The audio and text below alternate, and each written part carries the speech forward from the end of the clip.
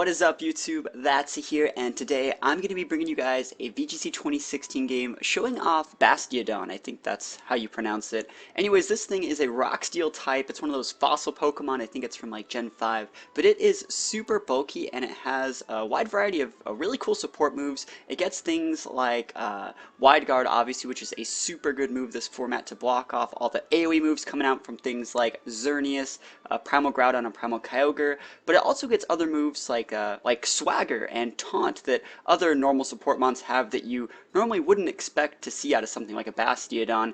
And even though we don't see it, it also gets access to moves like Metal Burst, which is kind of similar to a move like Counter or Mirror Coat, but it sends back 1.5 the damage. I think that's how it works instead of double damage. Anyways, that move doesn't happen in this game, but it is a really cool move that Bastiodon is kind of known for knowing, I guess. So I mean, that's when talking about Bastion, you actually just can't not talk about that move. And I don't know why I'm spending this much time talking about it, because it doesn't happen, but there is a point in this game where I'm like, alright, I'm gonna attack this guy. If you Metal Burst me, I'll probably lose the game.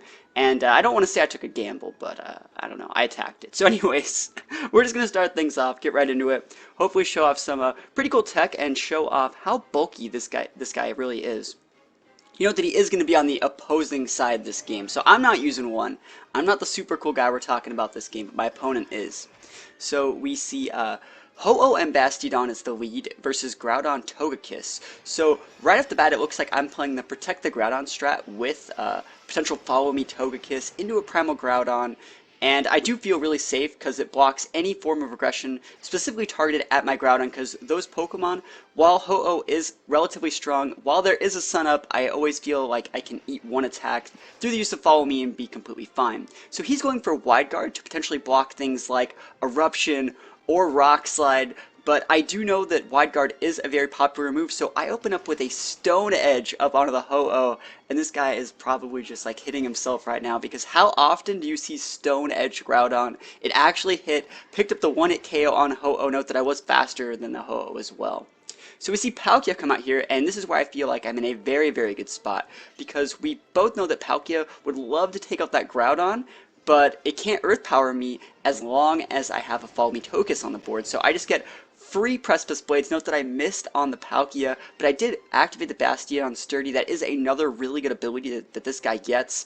And he goes for a Thunder, misses, but then we see Taunt from the Bastiodon, and that's just a super funny move to see on this guy, because it's so slow.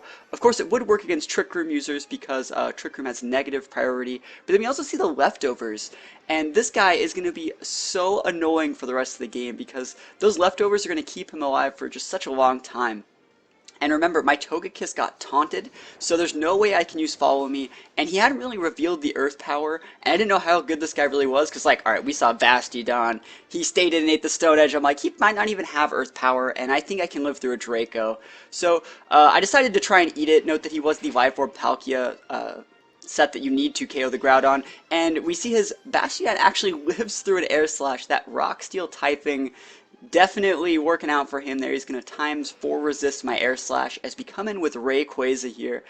Now remember, my Togekiss is taunted, so there's not really that much I can kind of do in this matchup here. I am going to go Mega Ray, and remember that will activate the Delta Stream. It'll make sure all my flying Pokemon take half damage from super effective Ice, Rock moves, electric moves, stuff like that. And I'm just going to pop a Dragon Claw up on a Palkia. I know that most people don't like Dragon Claw on Ray, but this match was played probably a couple weeks ago, and I was just testing something new. I do like using Dragon Claw. It's a move that I like on Physical Ray, but that's just my opinion.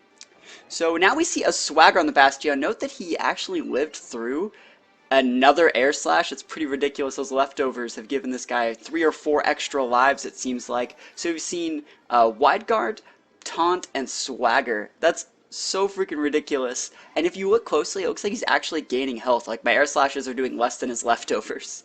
So it's definitely time to swap out Togekiss as we see Lucario come in here. Remember, he hasn't Mega'd yet, so it is going to be Mega Lucario. And note that I come in with the Talonflame. So remember, the Pokemon on the board are Lucario, Bastiodon, Rayquaza, and Talonflame.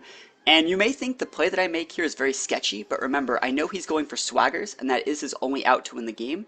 So I'm going to extreme speed the Bastiodon. I thought I could pick up the KO. It is an Adamant Ray, but I actually don't get the KO, and you're asking, why would you actually go for a extreme speed over something, you know, just like a Dragon Claw or anything else? Well, the main reason was I didn't want to get Protect baited by Lucario, and that's why I decided to target the Bastiodon instead. But I also didn't want to get Bullet Punch crit by Adaptability Lucario and lose my Ray in one hit. So that's the reason why I targeted the Bastiodon. It wasn't the best play, but I mean, this guy's gotten so many extra lives off just leftovers.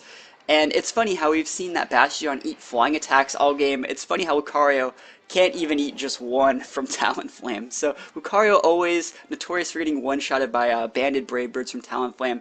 As we see even more Swaggers come out, it's Swagger City over here. And this Bastiodon, it's living forever. And I know that his last move is Metal Burst, and he's just too low to use it. I think, like, what else could his last move be? It's not going to be Protect. And that's where he runs here.